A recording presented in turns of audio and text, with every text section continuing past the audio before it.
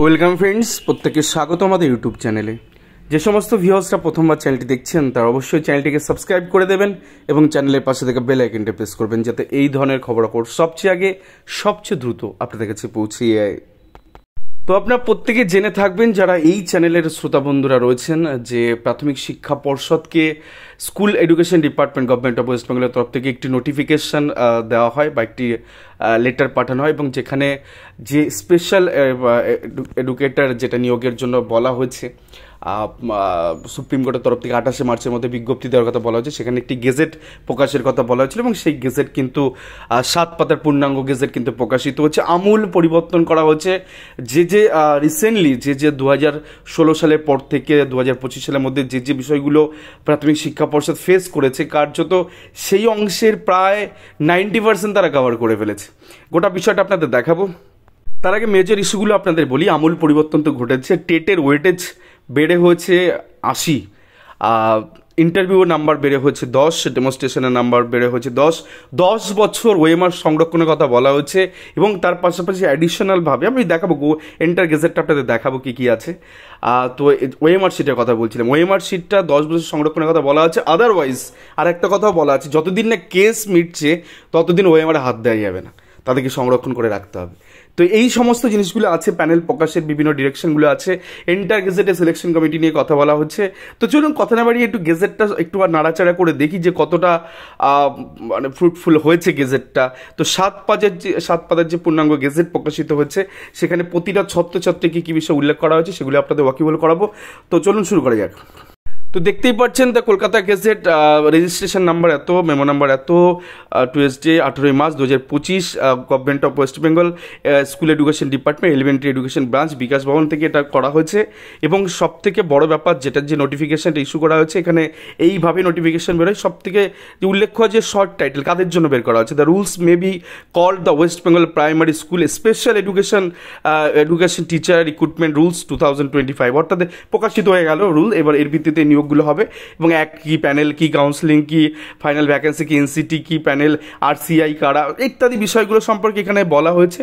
তার short form যেখানে এই এন্টার গেজেটে উল্লেখ করা হয়েছে, সেগুলোর ফুল ফর্মগুলো এখানে বলে দেওয়া হয়েছে।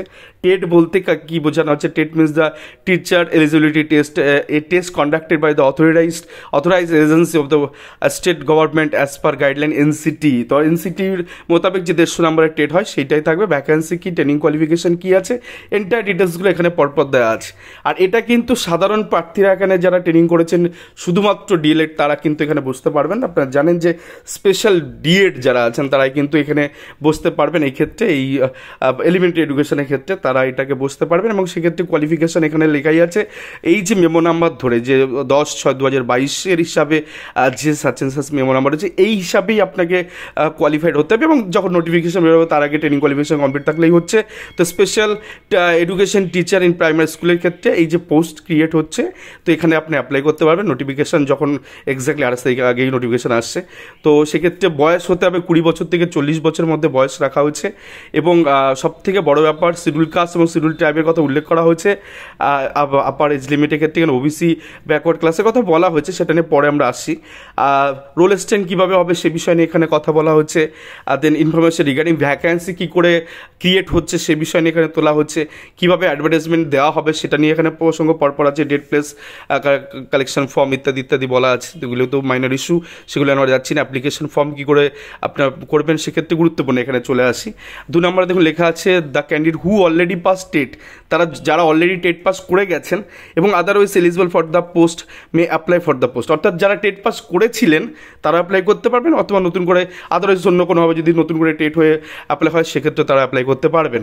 আবারও বলছি, এটা সাধারণ ডিএলএডদের জন্য নয়, এটা স্পেশাল বিএড যারা আছে তাদের জন্য। তো সিলেকশন কমিটি নর্মালি ফাংশন কী করবে, একটা অ্যাপ্লিকেশন তারা দেবে, এবং সেই অ্যাপ্লিকেশনের ভিত্তিতে তারা অ্যাপ্লিকেশন চাইবে, সেটাকে তারা স্টোর করবে, স্ক্রুটিনি ভেরিফিকেশন করবে, এবং তারপরে তাদেরকে ইন্টারভিউর জন্য ডাকা হবে এবং অ্যাপটিউড টেস্টের জন্য ডাকা হবে, এবং তারা কিন্তু ইন্টারভিউ দেবেন, অ্যাপটিউড টেস্ট দেবেন। এই যে নতুন টেটের কথা এখানে বলা হচ্ছে, সেটার বিষয়ে অনেকগুলো আমূল পরিবর্তন ঘটানো হয়েছে আপনাদের দেখা যায়। Selection committee of the board shall conduct TET for special education teacher following NCT norms. তো এনসিটি নর্মে 200 নম্বর টেটটাই হবে। For the purpose of TET the selection committee board shall appoint paper সেটার, ওই পেপার সেটের মডারেটের কথা বলা হয়েছে, বিভিন্ন ইউনিভার্সিটি কলেজের টিচার বা হাই স্কুলের টিচারদের নিয়ে করা হবে।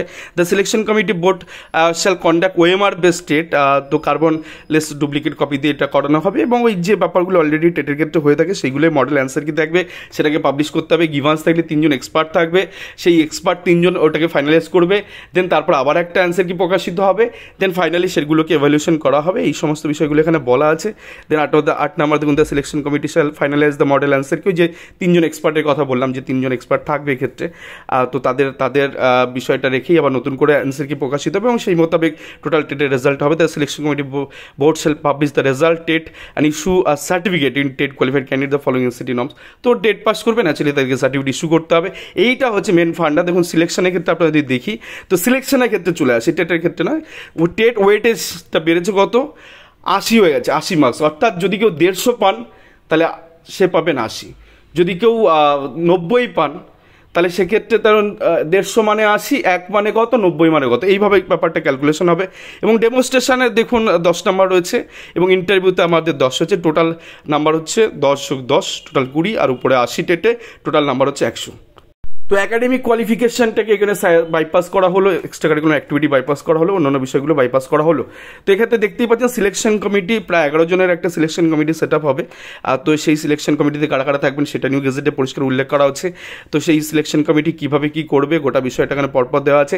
এখানে সবথেকে উল্লেখ্য যে এরা কিন্তু টোটাল যে মেরিট লিস্ট সেটা কিন্তু তারা পাবলিশ করবে অফিসিয়াল ওয়েবসাইট, এবং সেখানে ইন্ডিভিজুয়াল কে কোন স্টেজে গিয়ে কত নাম্বার পাচ্ছে সেই বিষয়টাও কিন্তু ক্যান্ডিডেটটা জানতে পারবেন। এন্টায়ার বিষয়টা যে his own score in each segment of selection, কোন স্টেজে তিনি কত নাম্বার পেয়েছেন সেটাও জানতে পারবেন। প্যানেল পাবলিশড হবে, প্রথমে স্টেট ওয়াইজ প্যানেল হবে, দেন তারপর ডিস্ট্রিক্ট ওয়াইজ প্যানেল যাবে কাউন্সিলিংয়ের জন্য। তো পরিষ্কার লেখা আছে state wise panel list and district wise panel after being prepared by the selection committee cell approve করতে হবে অ্যাডক কমিটিকে, দেন সেটা চলে যাবে।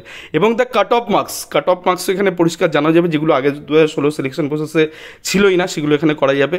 এবং the final marks obtain by the candidate, final marks of the last selected candidate. তো এই ক্ষেত্রে খুব গুরুত্বপূর্ণ যে লাস্ট যে ব্যক্তি কত নাম্বার পেয়েছে, তো সেটাও কিন্তু এখানে পরিষ্কারভাবে দিয়ে দেওয়া হবে।